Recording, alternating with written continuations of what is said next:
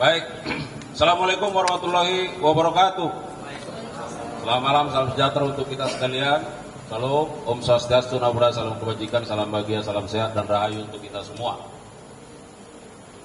Pak Direktur Penyidikan, Badan Jampitsus yang kami hormati, beserta para Kasubdit dan Kabid Humas dan jajaran. Teristimewa buat rekan-rekan media yang telah berkenan menghadiri undangan kami dalam press conference pada malam hari ini. Rekan-rekan media, tentu sebelum kami menyampaikan beberapa hal terkait dengan kegiatan kita malam ini, karena ini masih dalam suasana bulan Syawal,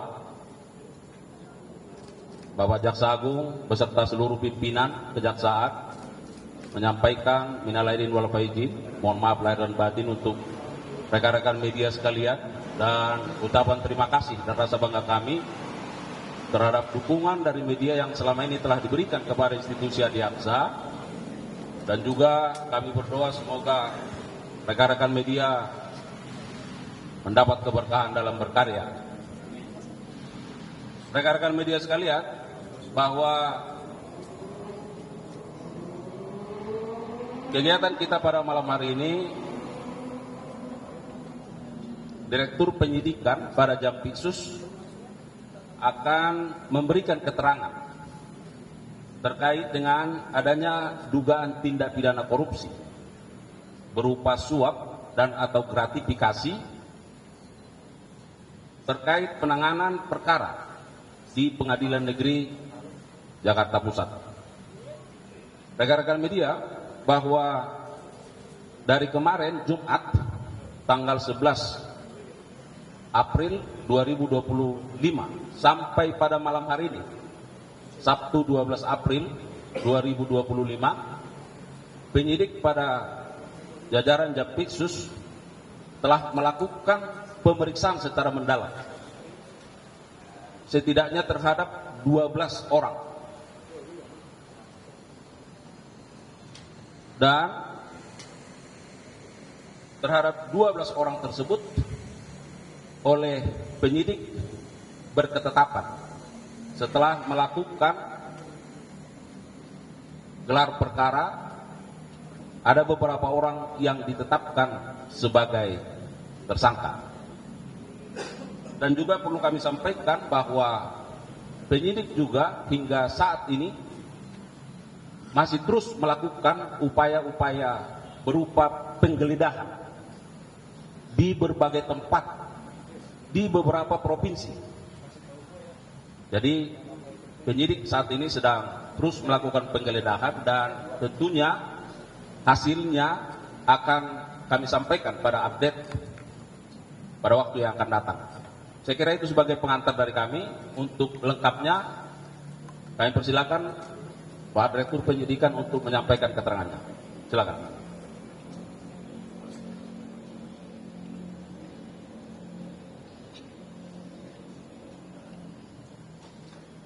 Assalamualaikum warahmatullahi wabarakatuh. Waalaikumsalam warahmatullahi wabarakatuh. Selamat malam yang saya hormati Pak Kaus Menko, rekan-rekan wartawan yang hadir pada malam hari ini. Pada kesempatan ini saya akan menyampaikan press release terkait dengan penyidikan tindak pidana korupsi, suap dan atau gratifikasi terkait penanganan perkara di Pengadilan Negeri Jakarta Pusat. Bahwa pada hari Jumat pada tanggal 11 kemarin malam, tim penyidik Kejaksaan Agung melakukan tindakan penggeledahan di 5 tempat di provinsi daerah khusus ibu kota Jakarta. Sehubungan dengan penyidikan dugaan tindak pidana korupsi suap dan atau gratifikasi terkait penanganan perkara di Pengadilan Negeri Surabaya. Ya, jadi ini bermula dari pengembangan perkara yang kita tangani terkait dugaan tindak pidana korupsi gratifikasi di Pengadilan Negeri Surabaya. Dalam tindakan penggeledahan tersebut, penyidik menemukan adanya alat bukti, baik berupa dokumen dan berupa uang, yang mengarah pada dugaan adanya tindak pidana korupsi suap dan atau gratifikasi terkait penanganan perkara di Pengadilan Negeri Jakarta Pusat. Kemudian pada tanggal 12 ini, pada hari ini, April 2025, penyidik juga kembali melakukan penggeledahan di berbagai tempat di Jakarta, dan malam hari ini juga ada tadi sampaikan Pak Kabupaten di beberapa wilayah provinsi di luar Jakarta. Adapun barang bukti yang diperoleh dalam penggeledahan tersebut, yang pertama adalah uang dolar Singapura sebanyak 40.000, dolar Amerika Serikat 5.700, kemudian 200 yen dan 10.804.000 rupiah. Uang tersebut ditemukan atau didapat di rumah tinggal WG, yaitu di Villa Gading Indah. Yang kedua, uang US dolar Singapura sebanyak 3.400, dolar Amerika Serikat 600, dan rupiah sebesar 11.100.000 yang ditemukan atau diperoleh di dalam mobil milik WG. Yang ketiga, uang rupiah sebanyak 136.950.000 disita dari rumah AR, ini seorang pengacara. Kemudian yang keempat, satu buah amplop berwarna coklat yang berisi 65 lembar uang pecahan dolar Singapura, setiap lembarnya 1.000. Kemudian satu buah amplop warna putih yang berisi 72 lembar uang pecahan 100 dolar Amerika. Kemudian satu buah dompet berwarna hitam yang berisi 23 lembar uang pecahan 100 dolar Amerika. Kemudian satu lembar uang pecahan dolar Singapura, nilainya 1.000. Kemudian 3 lembar uang pecahan dolar Singapura, yaitu per lembarnya 50. Kemudian 11 lembar uang pecahan dolar Singapura, nilainya masing-masing 100. Kemudian 5 lembar uang pecahan dolar Singapura sebanyak nilainya 10. Kemudian 8 lembar uang pecahan Singapura, yaitu masing-masing 2 dolar. Kemudian 7 lembar uang pecahan 100.000 rupiah per lembarnya. Kemudian 235 lembar uang pecahan 100.000. 33 lembar uang pecahan 50.000 rupiah. 3 lembar uang pecahan ringgit, yaitu masing-masing per lembarnya adalah 50 ringgit. satu lembar uang pecahan ringgit 100. Kemudian satu lembar uang pecahan ringgit yaitu nilainya 5 ringgit dan satu lembar uang pecahan ringgit nilainya 1 ringgit. Kemudian satu unit mobil Veran Spider. Maaf, Ferrari. Agak gelap ya. Kemudian satu unit mobil Nissan GT-R. Satu unit mobil Mercedes-Benz. Dan ada lagi satu unit mobil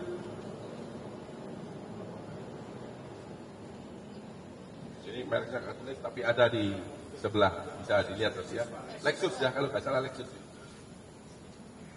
Selanjutnya penyidik membawa beberapa orang, yaitu antara lain BG,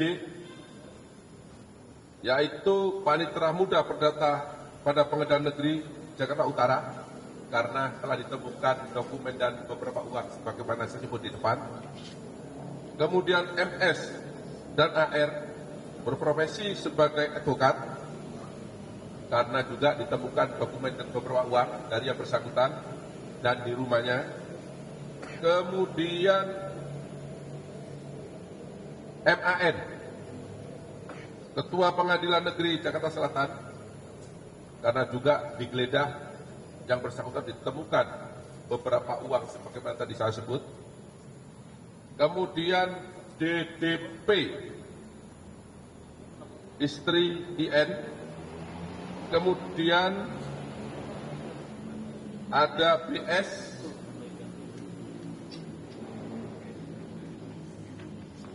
kemudian BS tadi adalah supirman, dan 5 staf MS masing-masing atas nama B, atas nama Y, atas nama Y, atas nama AS, atas nama AR, dan atas nama V. Kemudian beberapa orang tersebut dibawa ke gedung Jampitsus untuk dimintai keterangan sebagai saksi. Kemudian setelah melakukan pemeriksaan terhadap saksi-saksi yang bersangkutan, penyidik memperoleh alat bukti yang cukup. Telah terjadi tindak pidana suap dan atau gratifikasi terkait penanganan perkara di Pengadilan Negeri Jakarta Pusat, bahwa tindak pidana korupsi suap dan atau gratifikasi terkait penanganan perkara di Pengadilan Negeri Jakarta Pusat tersebut diduga berkaitan dengan pengurusan perkara tindak pidana korupsi dalam pemberian fasilitas ekspor crude palm oil atau CPO dan turunannya pada industri kelapa sawit pada bulan Januari 2022 sampai dengan bulan April 2022 atas nama terdakwa korporasi, yaitu yang pertama Permata Hijau Group yang terdiri dari PT Nagamas Palm Oil Lestari, PT Pelita Agung Industri, PT Nubika Jaya, PT Permata Hijau Palm Oleo, dan PT Permata Hijau Sawit. Di mana dalam perkara tersebut telah diputus oleh majelis hakim melalui putusan Pengadilan Tindak Pidana Korupsi pada Pengadilan Negeri Jakarta Pusat nomor 39 tanggal 19 Maret 2025 yang lalu. Yang kedua, terkait terdakwa korporasi Wilmar Group yang terdiri dari PT Multimas Nabati Asahan, PT Multi Nabati Sulawesi, PT Sinar Alam Permai, PT Wilmar Biogenetik Indonesia, dan PT Wilmar Nabati Indonesia, di mana dalam perkara korporasi tersebut telah diputus oleh Pengadilan Tindak Pidana Korupsi pada Pengadilan Negeri Jakarta Pusat dengan nomor 40 pada tanggal 19 Maret 2025 yang lalu. Ketiga, yaitu Musim Mas Group yang terdiri dari PT Musim Mas, PT Inti Benua Perkasa Tama, PT Maike Oleo Nabati Industri, PT Agro Makmur Raya, PT Musim Mas Uji, PT Mega Surya Mas, dan PT Wira Inno Mas.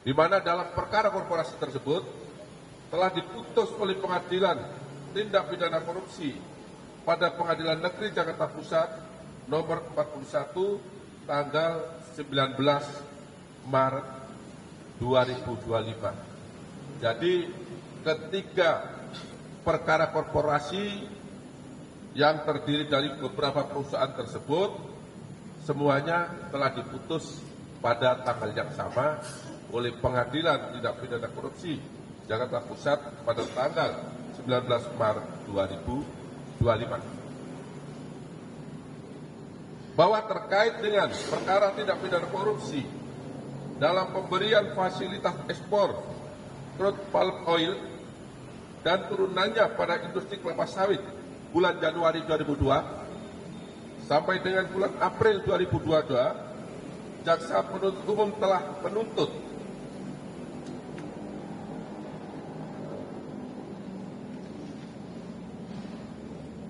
yaitu A. Terdakwa Permata Hijau Group, terdakwa Wilmar Group, tidak sebut-sebut lagi ya karena banyak tadi yang sudah saya sampaikan, dan terdakwa Musim Mas Group terbukti secara sah dan meyakinkan bersalah melakukan tindak pidana korupsi yang dilakukan secara bersama-sama sebagaimana diatur dan diancam pidana dalam pasal 2 ayat 1 junto pasal 18 Undang-Undang Nomor 20 Tahun 2021 tentang perubahan atas Undang-Undang Nomor 31 Tahun 1999 tentang pemberantasan tindak pidana korupsi junto pasal 55 ayat 1 Kitab Undang-Undang Hukum Pidana sebagaimana telah didakwakan, yaitu di dalam dakwaan primer. Yang B, menjatuhkan pidana denda masing-masing terdakwa korporasi sebesar 1 miliar rupiah. C, menjatuhkan pidana tambahan kepada yang pertama terdakwa Permata Hijau Group untuk membayar uang pengganti sebesar 937 miliar 558.181.691 rupiah, 26 sen. Yang kedua, terdakwa Wilmar Group untuk membayar uang pengganti atas kerugian perekonomian negara sebesar 11 triliun 880 miliar 351 juta 802.619 rupiah. Yang ketiga, terdakwa Musim Mas Group untuk membayar uang pengganti atas kerugian perekonomian negara sebesar 4 triliun 890 miliar 938 juta 943.000 dan 94 rupiah, 1 sen. Ini tuntutan JPU. Kemudian terhadap tuntutan tersebut, masing-masing terdakwa korporasi diputus oleh majelis hakim, yaitu terbukti melakukan perbuatan yang didakwakan kepadanya, akan tetapi perbuatan itu bukanlah merupakan suatu tindak pidana oleh majelis hakim Pengadilan Negeri Tindak Pidana Korupsi pada Pengadilan Negeri Jakarta Pusat. Dan terkait dengan putusan konselat tersebut, penyidik menemukan fakta dan alat bukti bahwa MS dan AR melakukan perbuatan pemberian suap dan atau gratifikasi kepada MAN sebanyak diduga sebanyak 60 miliar rupiah, di mana pemberian suap tersebut atau gratifikasi diberikan melalui WG. WG tadi saya sebut panitera.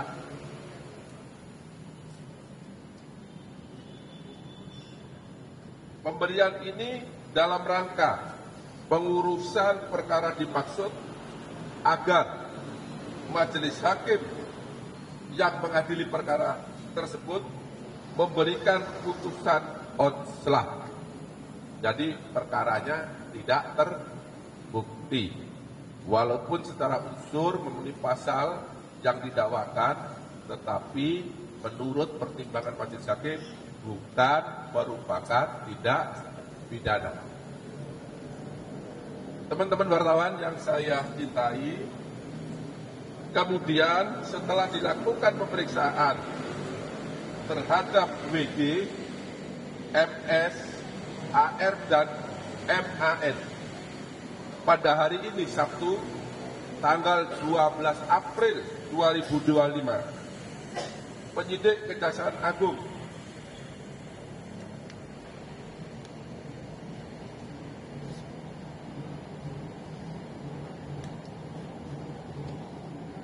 banyak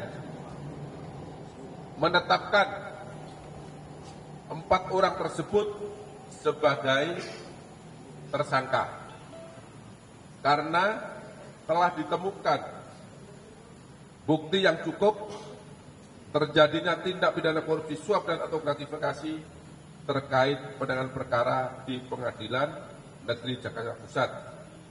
Adapun keempat orang tersebut masing-masing adalah: 1.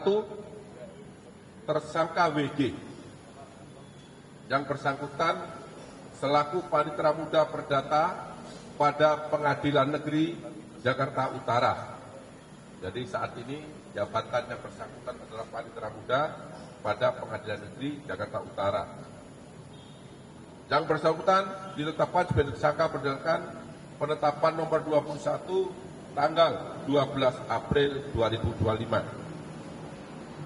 Kemudian yang kedua, tersangka MS. Yang bersangkutan adalah seorang advokat.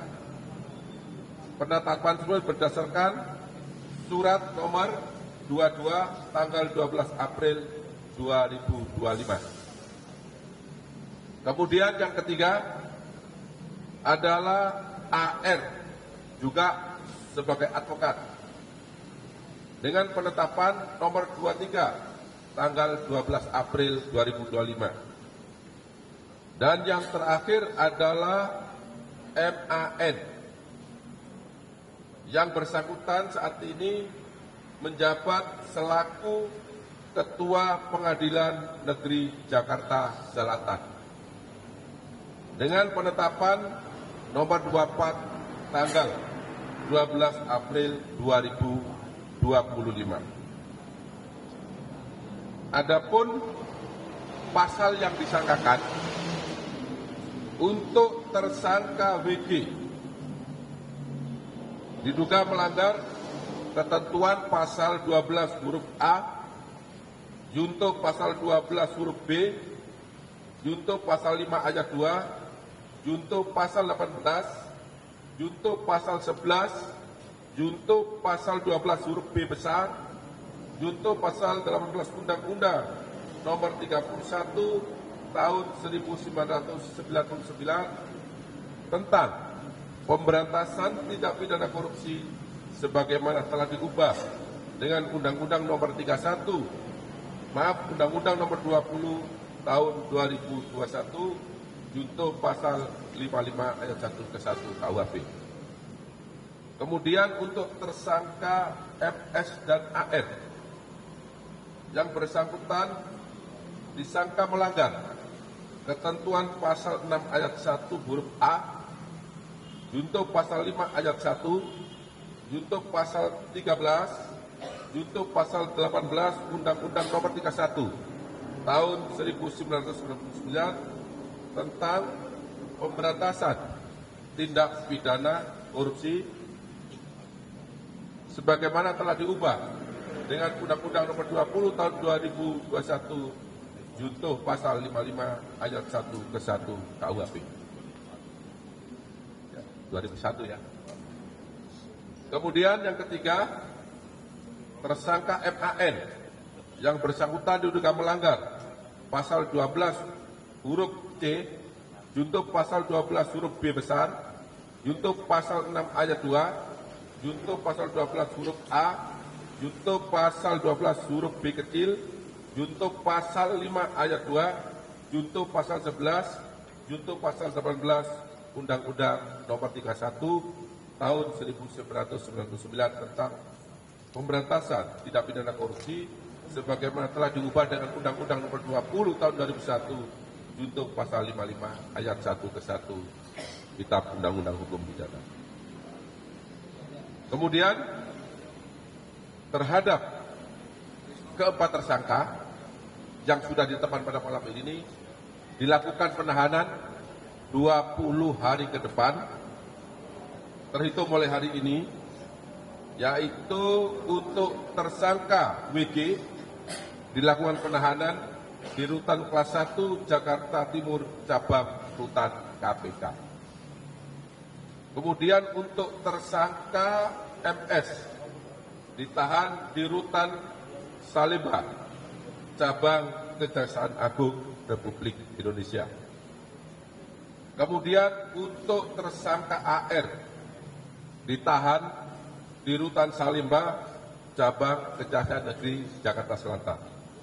Sedangkan untuk tersangka MAN dilakukan penahanan di Rutan Salemba Cabang Kejaksaan Agung Republik Indonesia.